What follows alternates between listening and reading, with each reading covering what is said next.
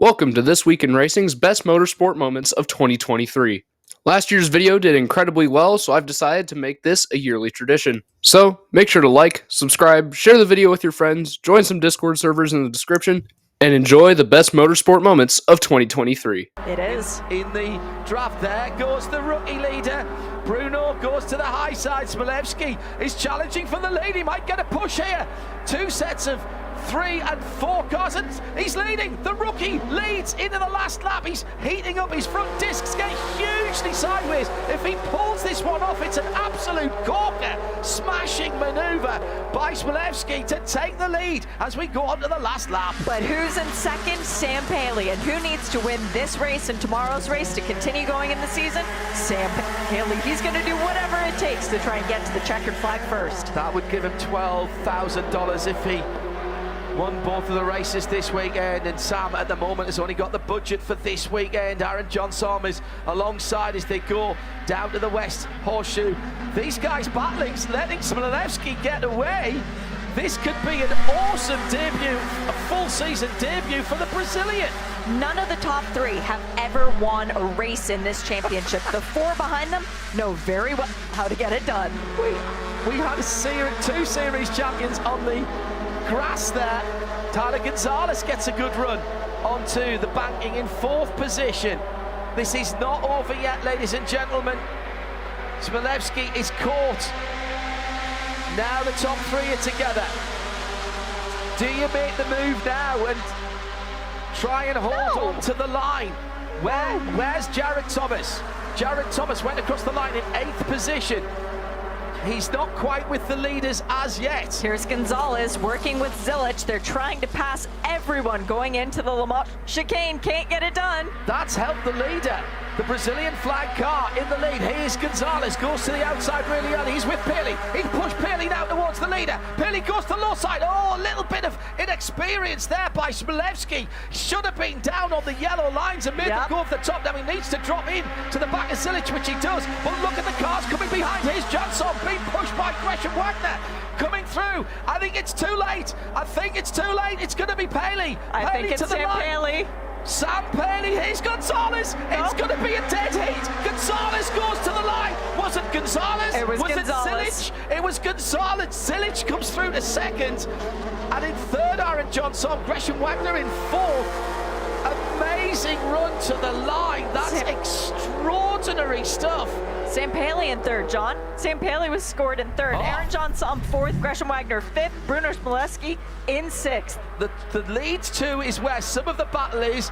Wagner goes below the 2 yellow lines to try and make through. Look at how tight the top 3 are. There's not half a MX5 between the top 3. Not half a 10th of a second between the top 3, a 10th of a second between the top 4, 1.5 tenths between the top 5. Gonzalez, Zilich, Sam Paley, Aaron Johnson just off the podium in 4th from Gresham Wagner in 5th. Bruno Smolewski, who led the final lap, going into the final lap. Here it is, last time through one of the most treacherous parts of the track. There's traffic ahead. Is that going to cause an issue for Ben Hanley? Here comes James Allen. It might. He's got a run. James Allen has a run. This is for honours in LMP2, the 2nd of the 3 prototype classes. Allen's hanging low to try and get the draft off the lead car in the LMP3 category. Here comes James Allen. This is for the win in the Rolex 24. There's nothing in it. To the line. Whoa! Who gets it? Allen gets it. Allen gets it on the line. The Proton competition machine wins. What a finish. Unbelievable. This week and his 2nd time out, he won. Means business, and that 2311 can't means business. They have brought him a bad, fast Toyota Camry. I'm telling you, even though he hasn't been on the track in a Cup car, I have seen him try things for the first time, and there's nobody in the universe that I would trust to put in a car for the first time with no experience than Travis Pastrana. Back around, you're on a 21, you're on a 20. Man, so close. How about that? Bring 2 different cars from 2 different camps and come within 100. That is unbelievable. So Pastrana. Big gap. Time by. 21 has no help right now. Who's going to get that first run? Here comes the 1.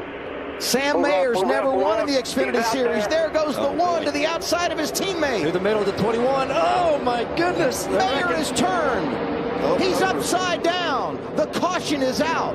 And now the question becomes, who was leading at the time of caution? Caution could have come out before that for sure. Yeah, it's going to be interesting what they say about the 7 and the 20. You know, it's kind of like they moved down together. That's going to be interesting. There's a lot of stuff going on there. And I guess I'm saying 7 because I'm taking the 20 out of the equation just because he was below the double yellow line. But as you said, maybe NASCAR says he got forced. He's forced down there, and we're not going to I'm sure he's enforce the rules. Oh, he obviously said he got forced down there. He's team forced. This reminds me a little bit Talladega 2016 when Brennan Poole comes back and he actually takes the checkered flag. But there had been a caution. There it is. Let's go! They have reviewed the tape, and for a second consecutive season, Austin Hill wins the season opener at Daytona. Look at Andy Street, the crew chief. You're right, boys. Nice job, everybody. We earned that. What a day. Got the pole, had radio trouble, had to go to the back, drove all the way to the front, was really fast all night, and ends up with, I mean, you had to have won that by 6 inches. Got damage. That's where all this energy is going to come from back here. The move's going to be made on the front, but it's going to be because of what they see in the rearview mirror. Here comes the 8. These guys are in trouble on the bottom. Here comes Bobby. Here comes a little bit of help, but they're going to need more than this, just those 2. Bowman drops to the inside. His teammate Kyle Larson is the first car on the inside. Now that energy's all broke up now. Now we're going to see the cars coming from behind. Where's he going to go? They're both going to get to him pretty hard, pretty quick. All right, Stenhouse gets the white flag. The next flag ends it. 3 wide. Well, good. You got the help. Larson tried to go to the middle. Oh, he got turned. Larson Pastrana in the fence. We are still green. No, the caution is out.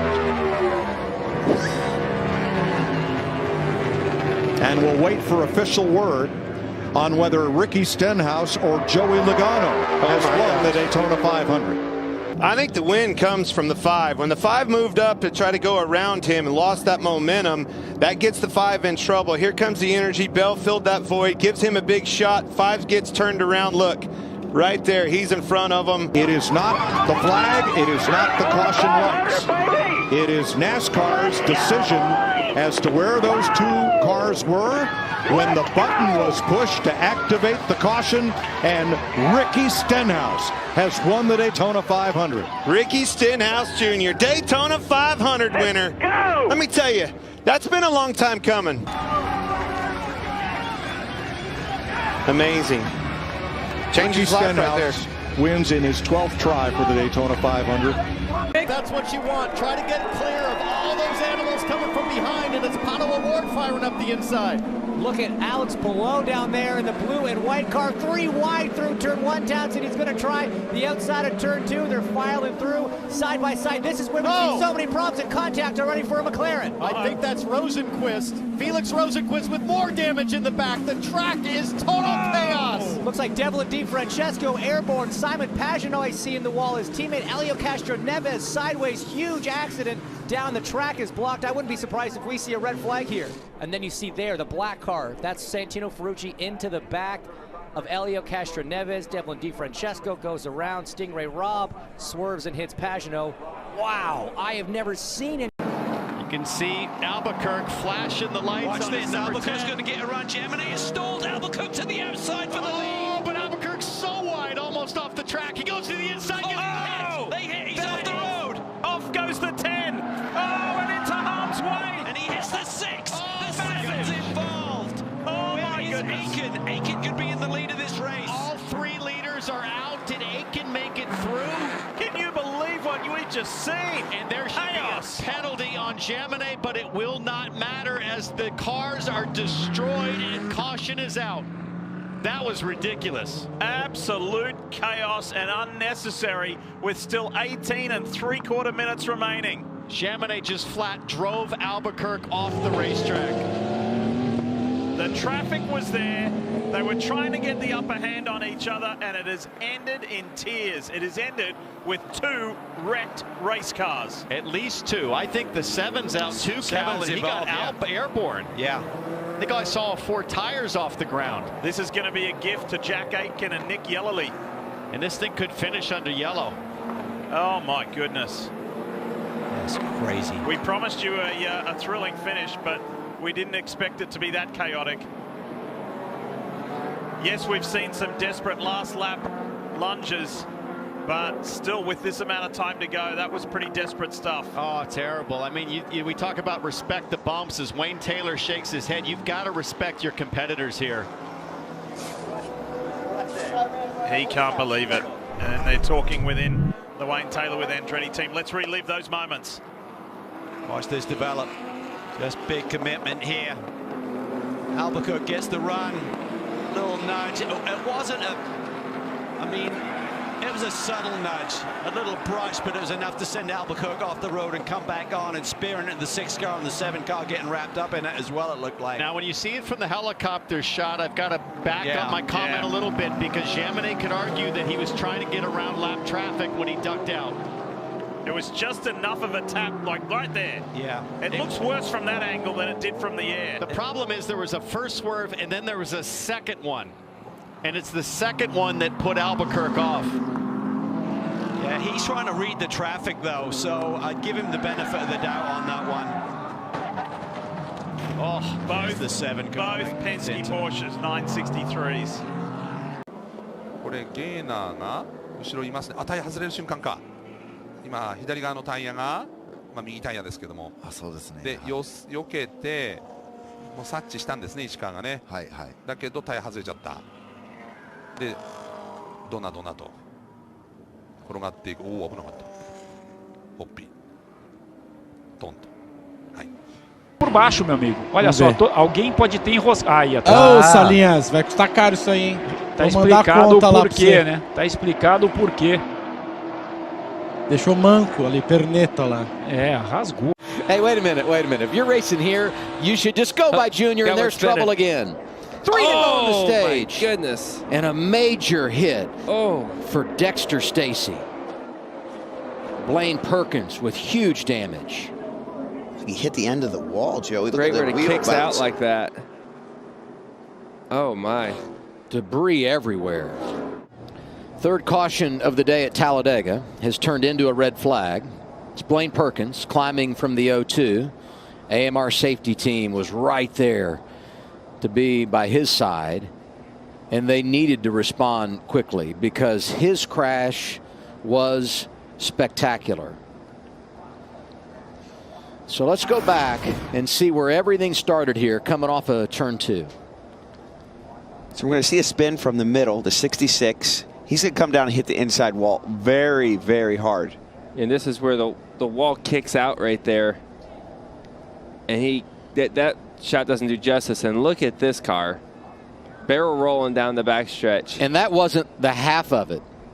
By the way, Dexter Stacy has also climbed from his race car. So this is Blaine Perkins. You see he's going to get hit. The car's going to catch the air, land right here on the roof, and here comes the barrel roll. Right when you get sideways like that, it starts to bite, and then off it goes.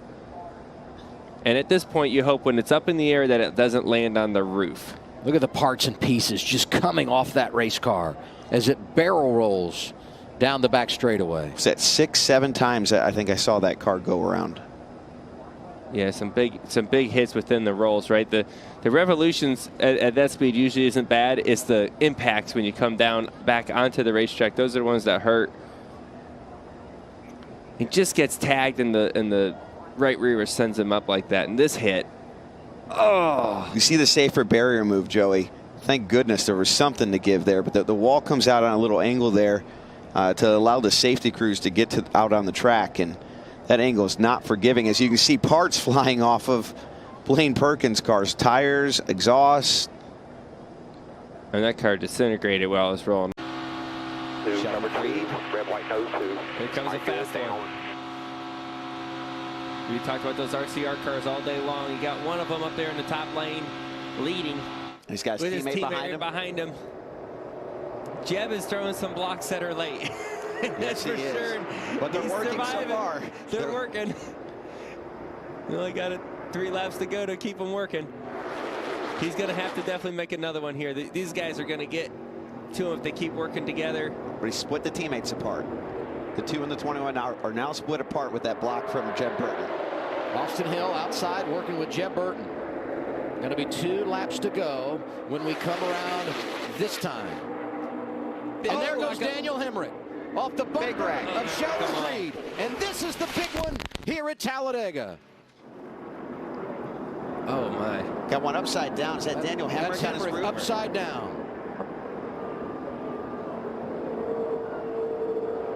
Most of the field is caught up in this wreck. Only a handful of cars are driving by us right now. I hope Daniel's okay.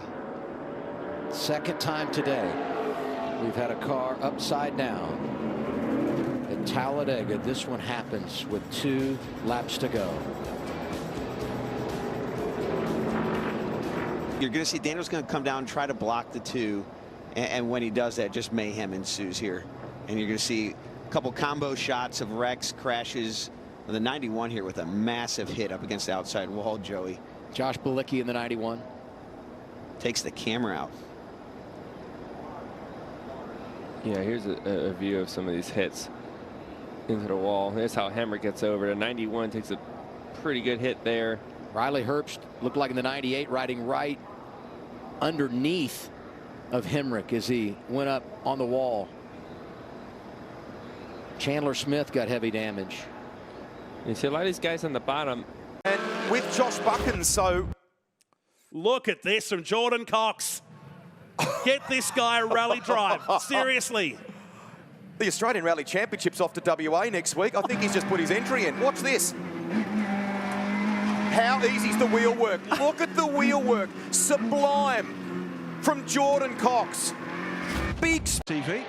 Well, yeah, if Freins is on the same strategy as Kvyat, then that's a genuine speed difference between the 2 cars. We picked up on it earlier on, and now this is the Ferrari battle with the number 3. That's the Caddy. Cadillac, the Ferraris are a lap behind, but look at the pace they've got. And by the way, the Aston Martin you just saw coming out. Oh, the Cadillac's a big one in the Rouge, big one. Safety car will be out because that is not going to be tidied up in a hurry. That is the number 3 Cadillac of Renger van der Zande from 2nd place. Was the proximity of the Ferrari taking a bit of air off the back of the car? No. Big shunt. Under the big Safety car grandstand, immediately. no question at all. Now, how far into his stint was van der Zande? Do we know? Was he on an outlap? No. No, definitely not. No. That is their brand new car. That is Renger van der Zande from 2nd place with Cadillac. Started on slicks, braved it out. Well, I don't care about their brand new car right now. I care about the driver. And there is movement, and he's getting out of the car. Thank goodness. Yep.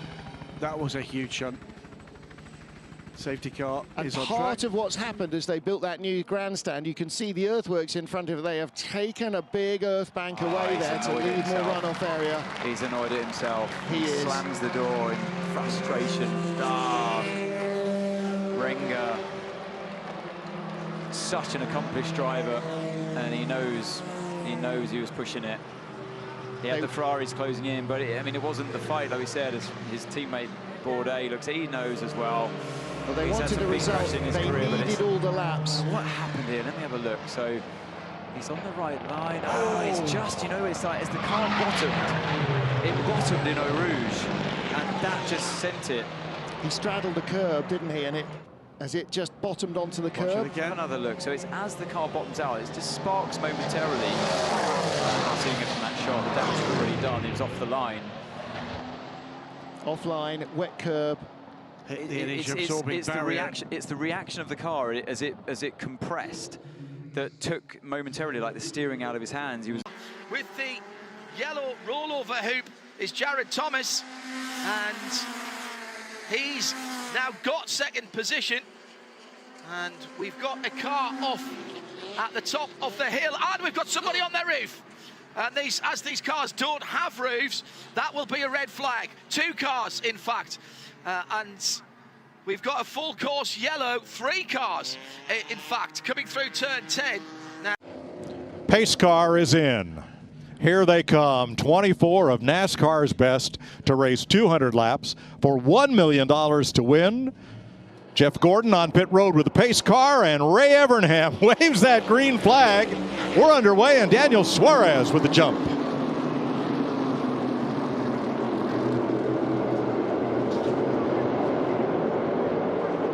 Climbing that back straightaway hill. Logano second. Buescher cannot get in line. Here comes Briscoe for third, and Christopher Bell for fourth. Toughest thing we've seen. Saw it in the open. If you're going to start on that outside, you've got to get down. They're going to freight train you. Exactly what we're seeing with Buescher. 3 wide off the corner, mid-pack. Motor Speedway. That tire advantage is not nothing, though, guys, as we see Joseph Newgarden on the outside of Felix Rosenqvist. Moves that shell car. Oh! Felix in the wall, big time. This is going to be a big hit right here. I don't know if he's going to keep it out of the turn 2 wall. Oh, no! Kirkwood. Ooh. Kirkwood upside down. Guys, this will be a red flag, almost certainly. Huge impact.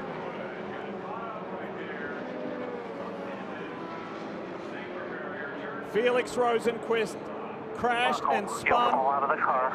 Sit tight. And Kyle Kirkwood had nowhere to go. There's Kyle Kirkwood, acknowledges the crowd. This will decipher what happened. Right-hand side of your screen is Rosenqvist. Newgarden goes around him, getting a little high.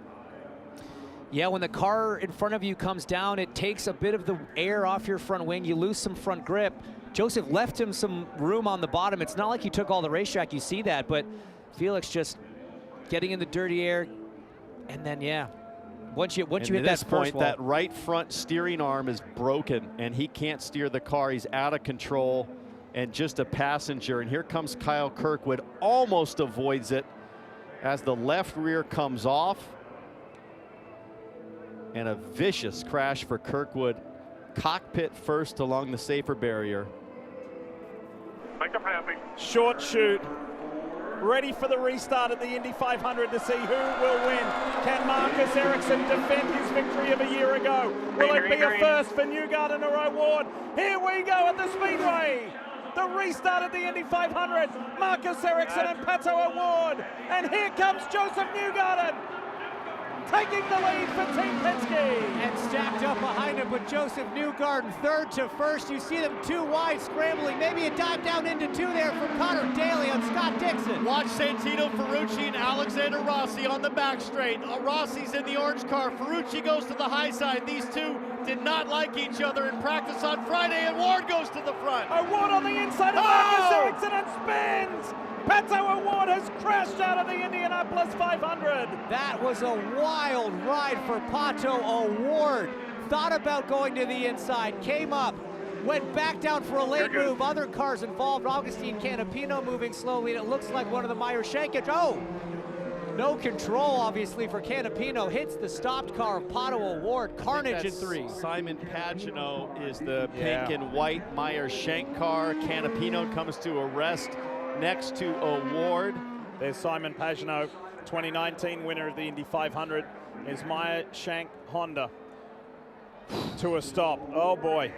Why we're under a second red flag. Watch the black and white car to your right. You see that late pop out. He faded to the right, then dives back left. He goes all the way into the grass hounds, and you saw his left sides hit the dirt. Look at the save from Ericsson, so too. High. I'm pretty sure there was contact right front to Ericsson's left rear, and Ericsson did a beautiful job to save it. Here's a tight shot of O'Ward.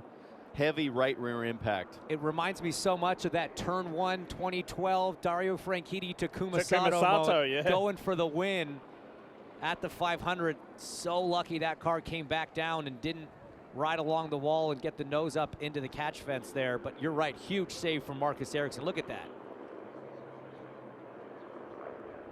Now the other question is, what happened to Pagenaud and Canapino? Well, obviously this happening right at the front of the field, you're going to check up a lot of drivers. You see that the right rear is basically gone in Augustine. That was a massive hit for 10 miles an hour. There's a lot of vertical. This is Pagenaud. Oh, he just gets run into. Was that Scott McLaughlin, maybe? It sure did look like McLaughlin. Get ready This is going to be unbelievable. Who wants it more? Who's going to be able to perform under the most intense pressure? Green, green is the call here at the Indianapolis Motor Speedway. Let's go and watch Alexander Rossi, fourth car. Oh, they're wrecking. Big crash. Peterson, Graham Rahal, Ed Carpenter, all in the wall before start finish. Uh-oh. Marcus Ericsson is credited with leading at the moment with 4 laps to go. Guys, do we have time for another red flag? Benjamin Peterson, fastest ever qualifier, fastest ever rookie qualifier for AJ Foyt Racing, does not get to see the checkered flag, nor does Ed Carpenter, the only owner driver in the field. 3 red flags in this Indy 500. They have to reset again. Green flag flies at the speedway. Palou is on the inside of Rossi, but Ericsson has bolted. Ericsson sprints away from Joseph Newgarden and is doing what he did a year ago. The second year in a row we see him unleashing the dragon as we see almost contact between Palou and Ferrucci. Ericsson leads out a 1. Ferrucci threw a shoulder at Alex Palou and said, "Don't you dare." Ferrucci trying to get a draft off Newgarden and Ericsson, but Newgarden with a monster run off turn 2. Joseph Newgarden has never won the Indianapolis 500, and he's ahead on this last lap. Joseph Newgarden, is this the moment when the pain ends? By one. The drought, is it over for Joseph Newgarden, or does Marcus Ericsson have something? By 2. Team Penske at the Indianapolis Motor Speedway, and Joseph Newgarden finally wins the Indianapolis 500. It's the captain's 19th win, Newgarden's first. Running at the centenary of Le Mans 24 hours will get underway. LeBron James waves the Cicola and we are racing. Ferrari locked out the front row of the grid. Will they still be in front in 24 hours time? The Toyota number 8 sweeping around the outside, looking for second place. Lock up from the Porsche, the 75 car. There's contact with the Toyota. They both survive. Peugeot and Cadillac both take to the runoff area. There was contact. It's a Ferrari 1-2, 50 ahead of 51. The number 8 Toyota in 3rd, and the number 7 Toyota up to 4th place ahead of the 7. That ran into the side, the left rear of one of the Toyotas, and cars going off the track, left, right, centre here. Yeah, the 4 of the 63 take to the infield. Oh, into the barrier there. It's the 311 into the barrier on the exit of first chicane. That's the Action Express Cadillac. And he is right in the middle of the field. He's got no steering, or he's got no bodywork. He has low left front corner. Now he's going to try and drag that back to the pits. The safer option. Yeah. I think at this point, you're not really looking at performance. You're looking at actually survivability. You're looking at the fact that we've got 21 hours left in this race. The 31 car, just to put a button on that story, that's being driven by Ferdy Habsburg. That's the WRT car. Here comes. After you hear these two guys talk for a minute, will be Martin Haven.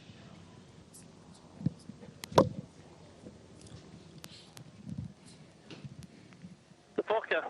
What is the forecast? So Seb, what I can see is that this big massive rain is moving across the circuit. I would expect it to hit turn 10 between... Not crawling around the racetrack. It doesn't have a ton of speed, it looks like right now, so I'm not sure they've affected 100%. Our teammate and icon of this event, Monsieur Le Mans, Tom Christensen. Tom's put on his fancy clothes and headed to the podium. It's going to be an amazing period for Tom as well, because he knows better than anybody who has done this race what it's like to stand on the podium more times than anybody else on the top step. So he'll be there to celebrate with the winners on this special piece of history. Toyota, you just saw Kamui Kobayashi, who was both in team management and the driver position. Toyota was headed for its 6th win. The last time Ferrari won, it was Ferrari's 6th consecutive win. And that was all the way back 58 years ago for Ferrari. Antonio Giovinazzi and James Calado.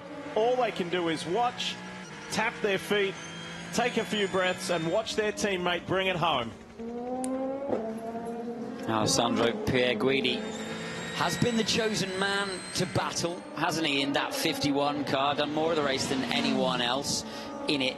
8 hours of the race, 11 stints total so far, completed by Pierre Guidi, and he's been super quick in it. Although, look at the balance. Look at the balance of that lineup. They've done that all race long. It's been beautiful. It has been beautiful. And think about this. Think about the juxtaposition of the last race in the World Endurance Championship in those wet, cool conditions at Spa and what happened to Ferrari.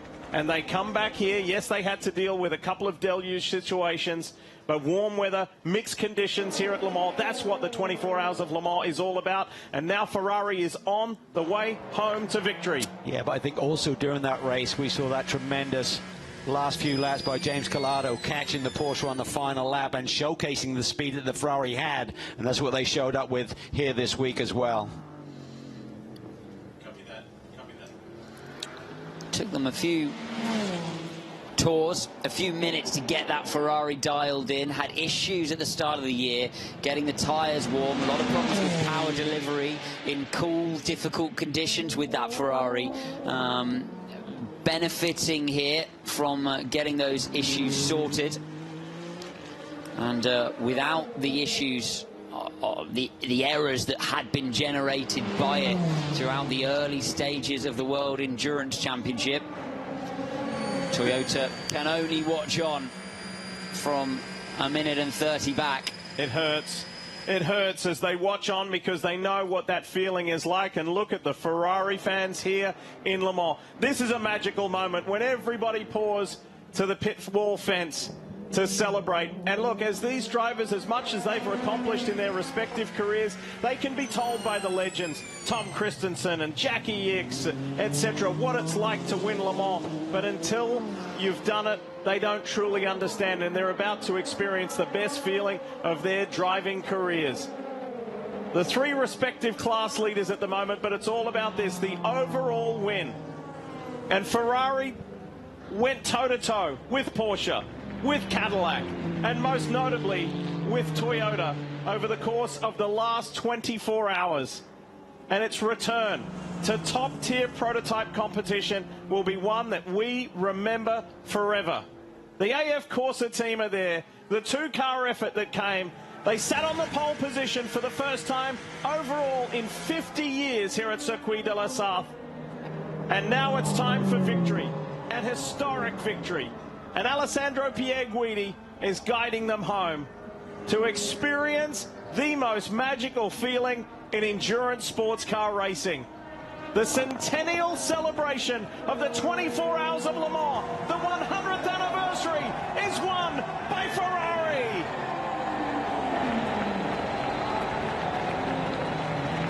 Alessandro Pierre Guidi, James Calado, and Antonio Giovinazzi are victorious at Le Mans for Ferrari.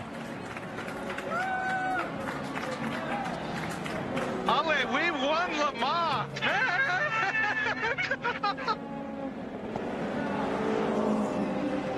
And the celebrations are only just starting in LMP2. It's into Europol competition. Fabio Scherer steers the team with Jakub Szymowski and Costa, and they will celebrate. Look, they already have started. And there's just one more car and one more team left to see that checkered flag here at Le Mans, and that's Corvette Racing. Nicky Katzberg is behind the wheel of the C8R. But boy, this celebration is going to be big. Ferrari winning Le Mans for the first time in 58 years.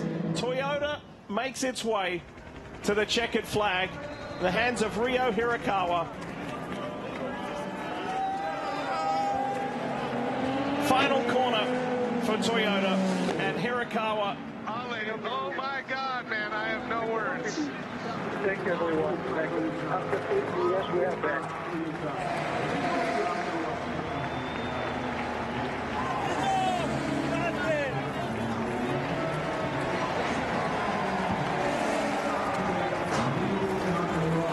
How about that? Being an Italian, winning for Ferrari at Le Mans for the first time in almost 6 decades. Doesn't get any better for Antonio Giovinazzi. And here is the third place overall car, and both Cadillacs are going to come home together. And for Jimmy Johnson, for Jensen Button and Mike Rockenfeller. What an experience it's been for Garage 56. But here is the final car, and all three caddies are going to come home together. What a nice gesture that is. There they are, the three Cadillac prototypes here at Le Mans, and they finish as they started, as a team representing General Motors. And it's all Bamber who will steer them home. And here's Nicky Katzberg to win GTE AM, the 9th win for Corvette Racing at Le Mans. Nico Verone and Ben Keating joining him. And we're going to hear from all of the victors. Lots more to come. Deu uma esparramada, né? Voltou para o traçado e aí a BMW ficou vendida. Na verdade, eu acho que ele ultrapassou o Porsche e o Porsche estava passando o BMW também.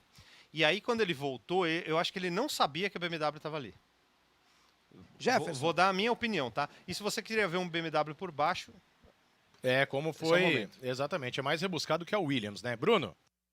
Jefferson, eu estou ao lado do Cleiton Silva nesse momento, da Pirelli, representante da Pirelli aqui junto com o Império Endurance Brasil, para falar um pouco dos pneus, né, dos carros do Império Endurance Brasil. A Pirelli é fornecedora de pneus de todos os carros e vocês estão sempre na pista, trabalhando junto com os pilotos, com as equipes, para o desenvolvimento do pneu e sempre para o melhor aproveitamento do pneu. Dark red, through comes Pipo Durrani. Oh, there's an off! It's the Turner BMW, the Macintosh car. Coming out of turn 10 into 11, the race will finish under yellow unless that car can move. Porsche are going to win. Porsche are going to win this race if that car can't move. Incident. It is a full course yellow. It is a full course yellow. We started on the first lap with a full course yellow, and it looks like we will finish under full course yellow. Oh my goodness. Matthew Jaminet could not have left it any later. He would not have known what was going to happen. The penultimate green flag lap, and it was the pass. The good news is that out of the 96 car, now was there another vehicle involved? Oh my God, it's been over. My goodness me. So the car had actually been on its roof for the 95. Bill Oberlin has got out on his own. My goodness me. Well, Bill Oberlin is talking to the officials there. 5 to go here in Chicago. A car link, now 2 in front of the 91 is Haley. He's going to have to be perfect. Here he comes into turn number 1. Haley, so far so good, slips just a tad off the corner, but oh, here he comes, battle for the lead. Shane Van Gisbergen to the inside and to the lead off turn 2 with less than 5 to go here in Chicago. But Haley is right there. He's coming back to the inside through turn 3. He's going to retake the lead. The 91 back to the inside into turn 4. The crossover move. He is now clear into the lead. Gisbergen off at turn 5, down the long straightaway. He's got wide open racetrack to work with and no pressure from behind because he's going to pull away by 1, maybe 2 car lengths. It's Van Gisbergen with the lead. They're stacked up from second on back as everybody jostles for real estate. Van Gisbergen to the lead here in Chicago. One more time around this street course in Chicago. Here they come into turn number 1. Does Justin Haley or Chase Elliott, number 1, have enough fuel in the tank? And do they have enough to get to the back bumper of that 91 car? Here he is, right-hander, turn 2 for the final time. You see the gap right there, pulling away down the back straightaway cleanly through turn 3. Full throttle into the braking zone, over the hump. A lock up by the 31 back there. Gisbergen through 4, through 5. Smoothly onto the throttle. Good corner exit. Heading back to you. He will swing wide out of 5. He'll set up and go right to the middle of the racetrack and go driver's right now. Hard braking, down shifting. He's going to drive it in way deep. And he'll pull away from Haley even more. He'll lead turn 6. Downhill to Michigan Avenue for the final time this evening in Chicago. Trackhouse racing drivers have been part of huge and great memories from Chastain and Martinsville to this. It's not over yet, but it's really close. the 75th anniversary of NASCAR, and it has been 60 years since a driver has won in their series debut.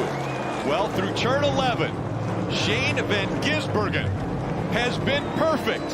He has navigated the streets of Chicago to perfection. The final time, onto the front stretch. He comes to the checkered flag. He's won the very first street race in NASCAR. That's excellent. Thank you, guys.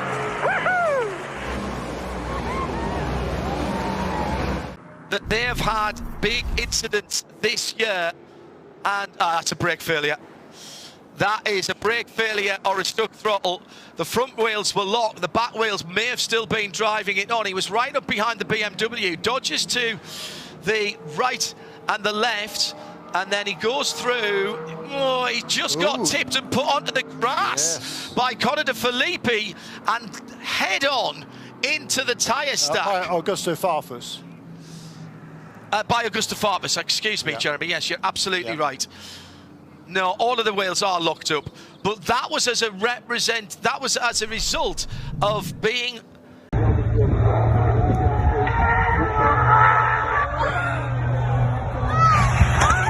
Oh my God! Three Fords have separated themselves. A big push coming now for Harvick. And around goes a couple cars. Preece upside down. He's barrel rolling through the grass. Ryan Preece upside down in the infield.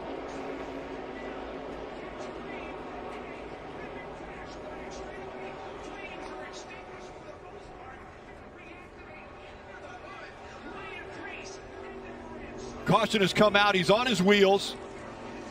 There was fire off the left side of the car. A huge barrel roll for Preece and the AMR safety crew there to him.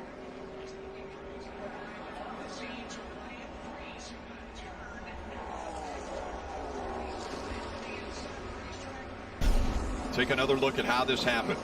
Going down the back straightaway, he makes a move or gets help from behind, and the car goes into the infield air. It just lifts right up off the ground. Violent wreck. It's a push from the 43 car, and it's airborne. I mean, I thought that maybe it hit, you know, the road course or some curbing or something on the road course. The kink lifted that car, but it was just traveling so fast. It happened right when it got in the grass. As soon as it got in the grass, that's when it started to lift. And then this is just violent. I mean, look at this car.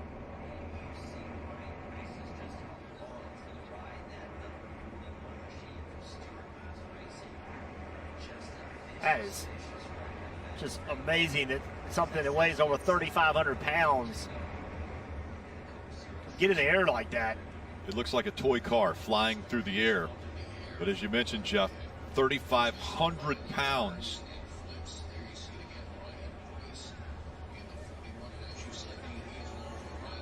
Such a violent accident for Ryan Preece. Thankfully lands on the wheels and then was able to climb out of that race car and will get checked out in the infield care center. Look how fast. As soon as that contact happens, he just hangs a left. You said it, Jeff. As soon as the car touches the grass, something about that gap or the air or something changes, and up in the air it goes right away. That is so scary. Remember, these cars are traveling at over 190 miles an hour.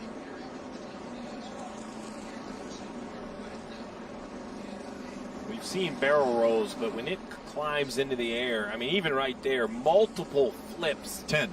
Every 10 time flips. it leaves the ground.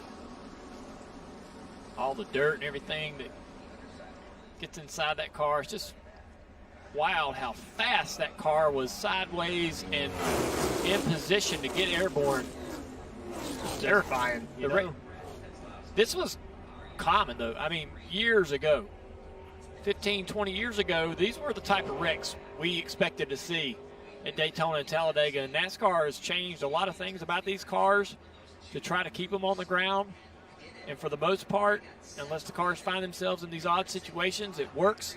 That right there looked exactly like what we would see in 1985, in 1990, 1995, the way this car went up in the air and barrel rolled down the back straightaway.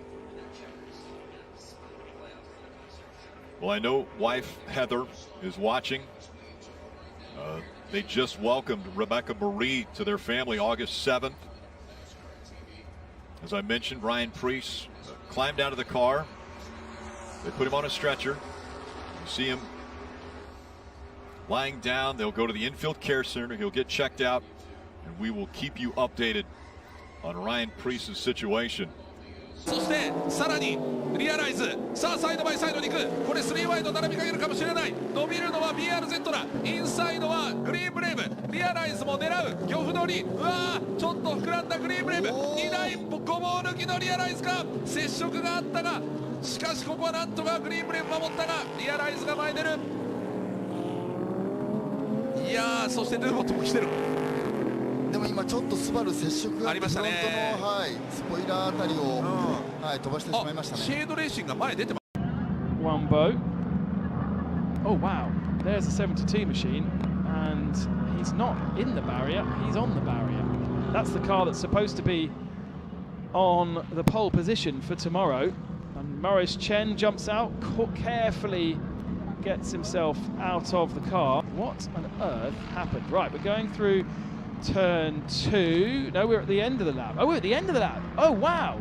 So he's completely missed his braking point, and gosh, the gravel is miles and miles away from the circuit, and yet he still managed to reach the barrier. That is a scary accident. Scary, scary accident for Maurice Chen. So that's even before. Steve, you talked about the fact that Hemrick, if he gets by these two cars, he advances to the next round. Look how close this is at the line. Absolutely. If the 10 passes those two cars, he ties with Creed and eliminates Creed on the tiebreaker. Look at this. What is this, a quarter of a car? I can't tell who finishes in front of who between Hemrick and Kaz Grala, but that 10 car, the third car on the right, that's the distance. That's what eliminated the 10 car of Hemrick. 5 feet. He's 5 feet away from passing those two cars and advancing to the next round. That's how close it was. The primary in 14th at the moment. Matt Payne in the clawback. Oh, dirty side of the road. Oh, how did she manage to get away with that one? That was full-blown WRC spec, wasn't it, to try? And she's been doing some rallying as well. Well, that served her well. That was, seriously, you're at 206. The final lap being led by the number 72 of Connor Zilic. He's defending in the middle of the road now. Jared Thomas goes to the right, will cut back. Here comes Gonzalez. He'll get the better run off the hill. Watch the white car here, Shay. This is going to be a do-or-die moment for Jared Thomas's championship. He needs to stay patient to be the first ever repeat champion in this series history. Can he do it, or will he give in to Tyler Gonzalez's pressure? Thomas Annunziata in 8th position.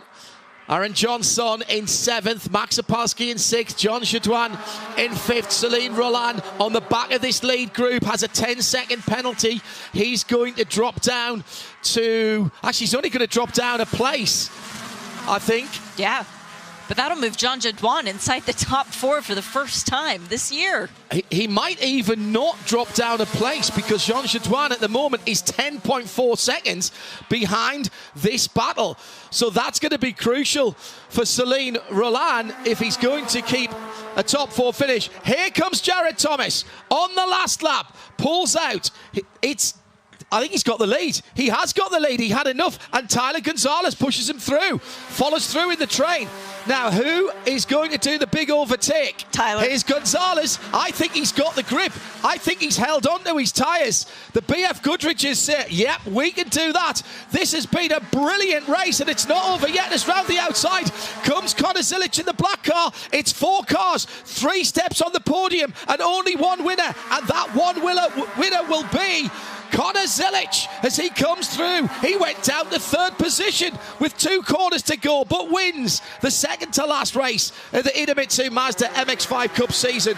It's been held up a little bit. He's in the draft. Which way will he go this time? He goes to the outside, the left-hand side. They're side by side. This is the battle for the championship, and they're on the grass. And off goes the number 10, and that's it. The championship is over. At this point, the number 10 is off, and Wayne Taylor Racing with Andretti Global will not capture the championship. We've seen this in turn 1 before. And Philippe Albuquerque, there was an opportunity to come round the outside. Pushed him straight off the racetrack. You've got to leave a guy room on the outside. I mean, they're absolutely alongside going into that corner. You have to leave him a car's width. And he didn't. Look. Bam, straight off the road. The racing line takes you out there. Of course it does, but you've got a guy alongside you on the outside, and you're supposed to leave a car's width, aren't you, when there's a guy on the outside of you? Well, he's ahead. The number 10 car is slightly ahead. Well, he's ahead. There's the he contact, bang, down. there's the contact. I think there's 3/4 of a car's width there before the... I wouldn't like to call it. I would not like to call it. No. I mean, you know, as you say, a penalty doesn't make any difference. It's irrelevant. He had his nose ahead.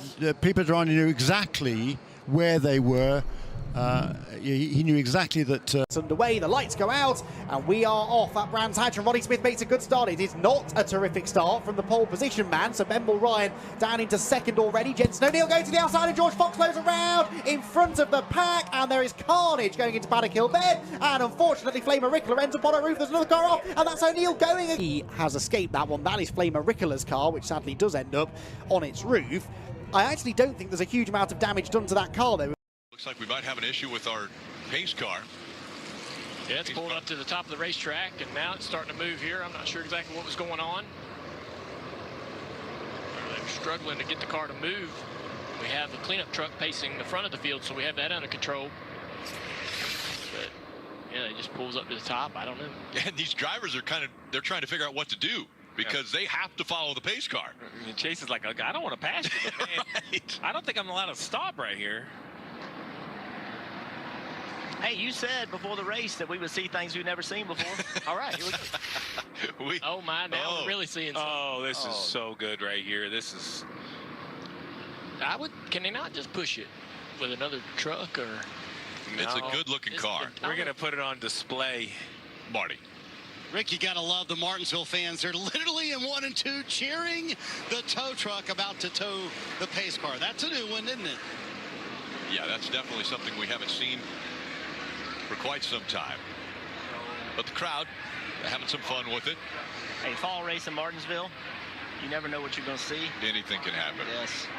The 3, the 48, the 51, and the 77 all speeding on pit road. By into the fight, and that is Josh Buchan making a move up the side. Everybody goes wide on the rain, and this is just what we said. Brown was the first in, Brown is the first off. It's the rain, it's the heaviest at turn 2, and they're all being caught out by the conditions. It's the heaviest that's falling in that region, and this just completely changes the game. First is now towards the back, and we have a new race leader. I don't think you can wear a snapback forwards, but yeah. Into the final 3 minutes of the year, and 3 seconds to 5 seconds now is the margin. Michelle Gatting could have crumbled under pressure. Anybody could have crumbled under this pressure, but Casper Stevenson has not been able to get quite close enough. The Astons have been on the medium tyre all the way through, and is that now just giving up the ghost a little too much?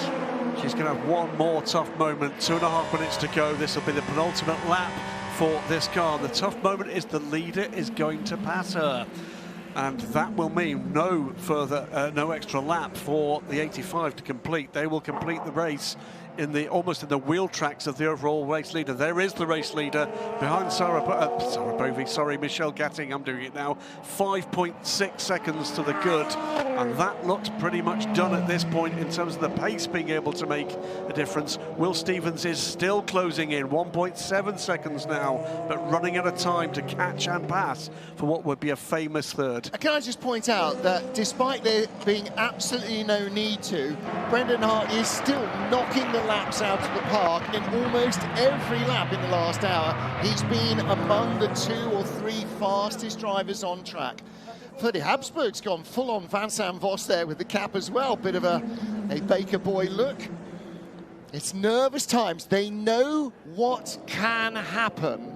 If you knew Ferdy Habsburg as well as we do know, it's probably he's stolen Vincent Vos's cap.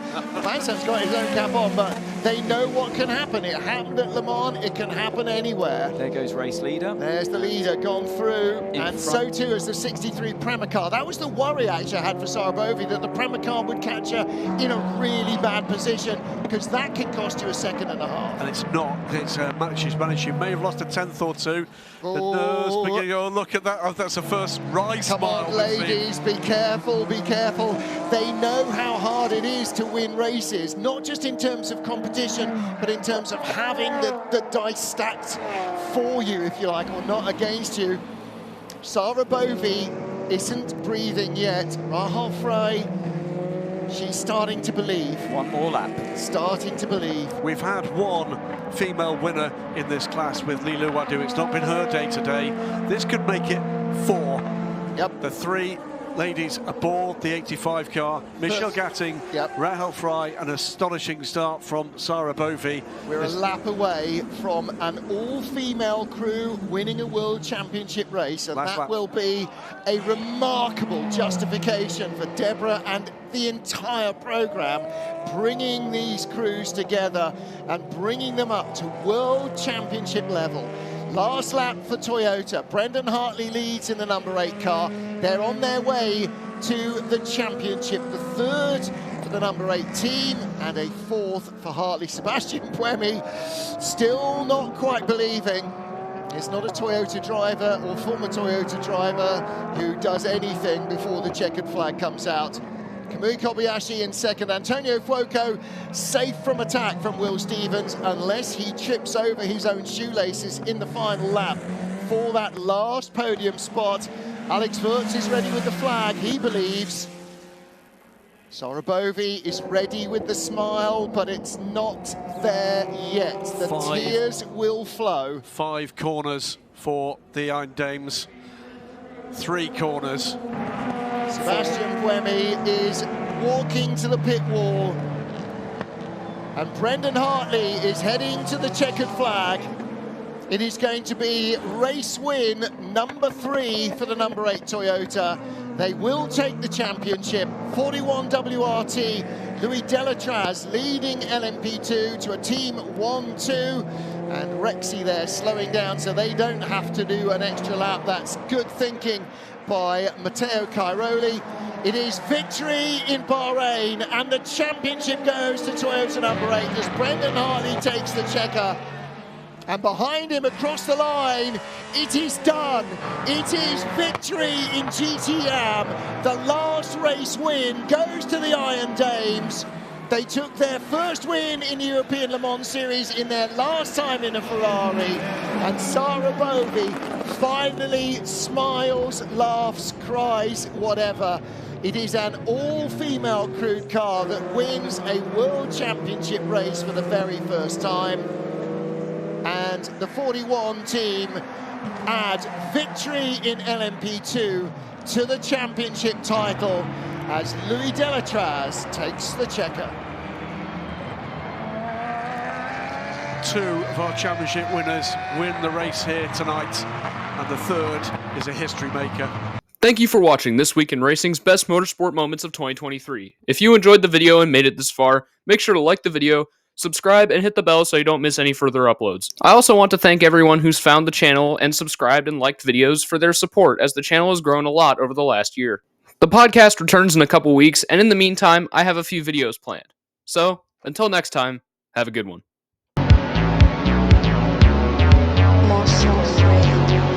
Motorsport.